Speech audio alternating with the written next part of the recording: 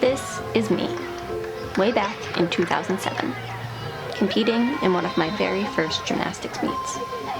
I was 9 years old, full of energy, and willing to try any new skill my coaches threw at me.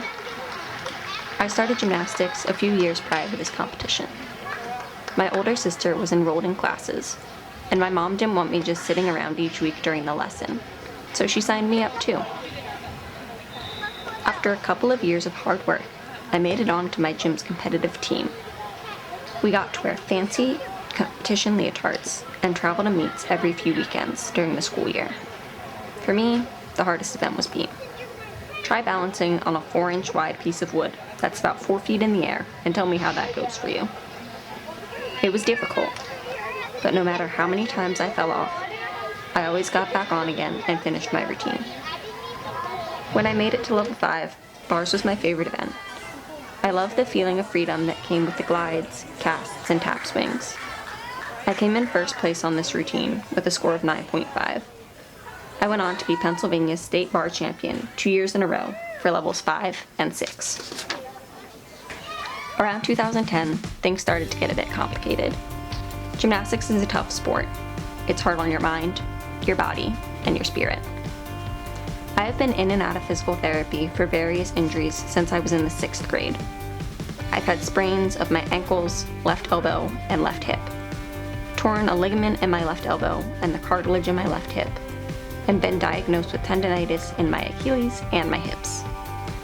On top of that, I've been diagnosed with Osgood-Schlatter's disease in my right knee, Sever's disease in both heels, chondromalacia patella in both knees, juvenile osteochondrosis in my legs, ganglion cysts in both wrists, and dorsal wrist syndrome in both wrists.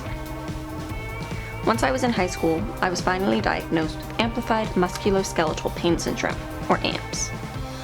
According to the Children's Hospital of Philadelphia's website, in AMPS, there is an abnormal short circuit in the spinal cord.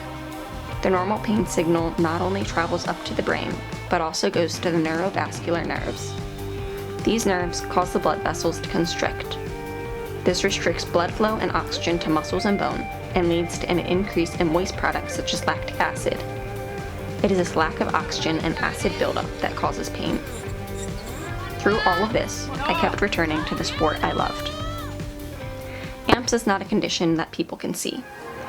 I've had plenty of injuries over the years. I've been in a cast, worn knee braces, ankle braces, wrist immobilizers, wrist guards, walking boots, and orthotics. I've needed hip surgery and a hip brace, and been on crutches. With each of those injuries though, people could physically see that I was injured as I was using assistive devices. Being a gymnast with chronic pain, I learned how to be accepting and resilient. I never knew when my pain would flare, but I had methods of dealing with the pain when it inevitably came. I wore braces, took pain meds, and went to therapy for pain management, and to learn how to deal with the psychological repercussions of having a chronic illness. At times, ice, heat, and painkillers were my best friends. I knew that while flares were unavoidable, there would be times when the pain would lessen. Of course, there were practices that were harder than others, and some days I left the gym in tears. Despite this, I persevered. I continued to compete all the way through my senior year of high school. Now, even though I'm not a competitive gymnast, I still tumble and I'm constantly at the gym. I've dedicated my life to gymnastics and it has transformed me. Even when it hurt me, be it physically or mentally, I always knew I would have my coaches and teammates to cheer me on and support me. I've been a gymnastics coach since 2012, and I love getting to share my passion for the sport with others.